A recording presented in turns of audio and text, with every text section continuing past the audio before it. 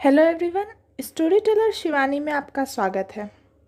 आज हम बात करेंगे सोनेट के बारे में और ये वीडियो बहुत इम्पॉर्टेंट होने वाली है, तो वीडियो को एंड तक ज़रूर देखिएगा।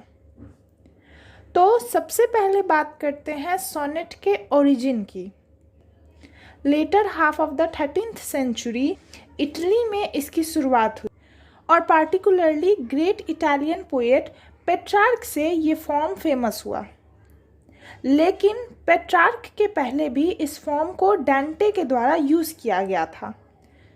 तो सोनेट ओरिजिनली एक शॉर्ट पोएम है जो 14 लाइंस की होती है और सिंगल थॉट या फीलिंग को एक्सप्रेस करती है। और सोनेट ये इटालियन वर्ड सोनेटो से डिराइव किया गया है, जिसकी मीनिंग है अ लिटिल साउंड और स्ट्रेन। तो अब बात करते हैं टाइप्स ऑफ सोनेट की। फर्स्ट, इटालियन सोनेट या Petrarchan sonnet. Second, English sonnet या शेक्सपियरियन सोनेट। और थर्ड, स्पेंसरियन सोनेट। तो पेट्रार्क के ब्रिलियंट यूज़ के कारण इटालियन सोनेट को ही पेट्रार्कन सोनेट भी कहते हैं। सिंस ये मॉडल भी है जिसे दूसरी कंट्रीज़ ने आगे चलकर फॉलो किया, तो इसे कभी कभी क्लासिकल भी कहा जाता है। और ये दो पार्ट से मिलकर बना होता है, ऑक्टेव और सेस्टेट। ऑक्टेव 8 लाइंस का स्टांजा और सेस्टेट 6 लाइंस का स्टांजा है। ऑक्टेव में 2 राइम्स होती है, ए और बी, और rhyme scheme A B B A को फॉलो किया जाता है। यानी फर्स्ट लाइन 4th, 5th और 6th लाइन से राइम करेगी और सेकेंड लाइन 3rd, 6th और 7th से राइम करेगी। इसे और क्लियर करने के लिए आगे हम एक एग्जाम्पल भी देखेंगे, जिससे सब कुछ बिल्कुल इजीली समझ आ जाएगा। और नेक्स्ट है सेस्टेड, जिसमें कभी 2 तो कभी 3 राइम्स होती थी, जो ऑक्टेव से अलग होती है और वेरियस वेज में अरेंज की जाती है, जैसे CDE या फिर CDC DCD या CDE DCE। अब ऑक्टेव को भी 2 स्टांजा जो 4-4 लाइंस के हों, जिन्हें क्वार्टेंस कहा जाता है, में डिवाइड किया जाता है। और सेस्टेट जो 2-2 या 3-3 लाइंस में डिवाइड किया जाता है, जिसे कपलेट्स और टर्सेट कहा जाता है, जो ऑक्टेव के एंड में यानी 8 लाइन के बाद यूज़ किया जाता है। और 8 लाइन के बाद एक वेल मार्क्ड पॉज होता है, जिसे सेस्यूरा कहते हैं, जिसके बाद वोल्टा यूज़ किया जाता है। वोल्टा का मतलब है टर्न इन द थॉट, यानी सोनेट के शुरुआती 8 लाइंस में जहाँ या तो क्वेश्चंस होते हैं या कोई थॉट, और लास्ट 6 लाइन में उस क्वेश्चन का आंसर या सॉल्यूशन या जिस थॉट की बात हो रही थी उसे समराइज किया जाता है। तो हम लोग एक एग्जाम्पल देख लेते हैं ताकि पेट्रार्कन सोनेट बिल्कुल क्लियर हो जाए। तो मिल्टन, जिन्होंने इटालियन फॉर्म को रिवाइव किया या पुनर्जीवित किया, उन्हीं की एक sonnet when the assault was intended to the city को देखते हैं। तो यहाँ इसमें भी ऑक्टेव और सेस्टेट है, और देखिए 8 लाइन के बाद पॉज भी है, जिसे फुल स्टॉप से डिनोट किया गया है। और राइम स्कीम देखिए, जैसे यहाँ arms, harms, charms, warms rhyme कर रहे हैं, और ऐसे ही सीज, प्लीज, दीज, सीज, और सेस्टेट में भी राइम देख सकते हैं।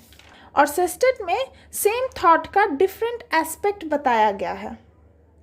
ऑक्टेव में मिल्टन रॉयलिस्ट फोर्सेस के कमांडर से अपील करते हैं कि अगर उनका घर जो डिफेंसलेस है उनकी पावर के अंडर आए तो घर को बख्श दे, और बदले में मिल्टन प्रॉमिस करते हैं कि वो उसकी काइंडनेस का बखान अपने इमॉर्टल वर्सेस में करेंगे।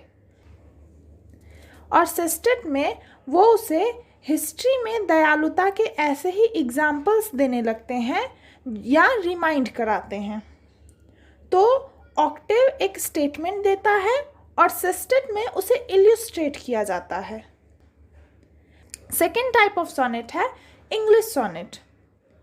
तो इसे इंग्लैंड में sir Thomas Wyatt Henry Howard और सर्रे के द्वारा अर्ली 16th सेंचुरी में इंट्रोड्यूस किया गया था।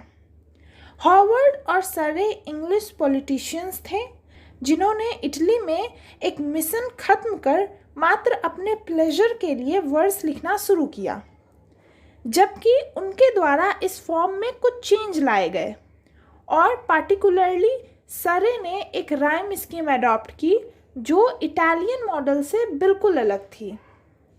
उन्होंने अपनी सोनेट को 3 क्वाट्रेंस में, जिसमें अल्टरनेट राइम हो और एक कंक्लूडिंग कपलेट हो, ऐसे फॉर्म में लिखा। लेकिन ये फॉर्म स्प्लेंडिडली यानी शानदार ढंग से शेक्सपियर के द्वारा यूज़ किया गया, जिसे बाद में उन्हीं के नाम से जाना जाने लगा और इसे शेक्सपियरियन सोनेट कहा गया। सिंस इसे 4 पार्ट में डिवाइड किया गया तो इसमें 8 लाइन के बाद कोई पॉज या टर्न ऑफ थॉट यानी सेजोरा या वोल्टा का यूज़ नहीं होता, बल्कि फाइनल कपलेट तक ये काम करता है जहाँ पोएट के थॉट हाईएस्ट पीक पर पहुँच जाते हैं। अब बात करते हैं स्पेंसरियन सोनेट के बारे में। तो जैसे कि शेक्सपियरियन सोनेट में क्वाट्रेंस एक दूसरे से अनकनेक्टेड रहते हैं, उसके हर क्वाट्रेंस में अपनी राइम्स है और इसलिए उन्हें स्ट्रक्चरली रिलेटेड नहीं कहा जा सकता, जबकि सब्जेक्ट मैटर के द्वारा वे यूनाइटेड होते हैं। तो स्पेंसर ने एक नई वैरायटी इवॉल्व की जिसमें हर क्वाट्रेन दूसरे से राइम के इंटरमिक्सचर के द्वारा लिंक्ड रहता है। जैसे शेक्सपियरियन सोनेट की राइम है AB CD EF GG। तो हम देख सकते हैं फर्स्ट क्वाट्रेन दूसरे से रिलेटेड नहीं है, जबकि स्पेंसरियन सोनेट की राइम स्कीम है AB BC CD EE। तो फर्स्ट क्वाट्रेन की सेकेंड राइम सेकेंड क्वाट्रेन के फर्स्ट राइम से मैच करती है। तो इस तरह से क्वाट्रेंस इंटरलिंक्ड हैं, जबकि जो कपलेट है वो शेक्सपियरियन सोनेट की ही तरह अलोन है। अब आगे सोनेट के सब्जेक्ट्स के बारे में बात करें तो चूँकि सोनेट्स के लिए सब्जेक्ट्स की कोई रेंज सेट नहीं की गई, लेकिन शेक्सपियर ने इसकी थीम लव तक सीमित रखी। उनकी सोनेट्स जो माना जाता है कि कनेक्टेड है उनके एक यंग फ्रेंड से अटैचमेंट को दिखाती है या फिर किसी डार्क लेडी के लिए उनके लव को। लेकिन मिल्टन के हाथों में सोनेट के स्कोप में बहुत विस्तार हुआ और इसमें ह्यूमन फीलिंग से लेकर एक्सपीरियंस तक ऑलमोस्ट एवरीथिंग इंक्लूड किया गया। तो ये था सोनेट का कंप्लीट एक्सप्लेनेशन। आई होप आपको समझ आया होगा। Thank you.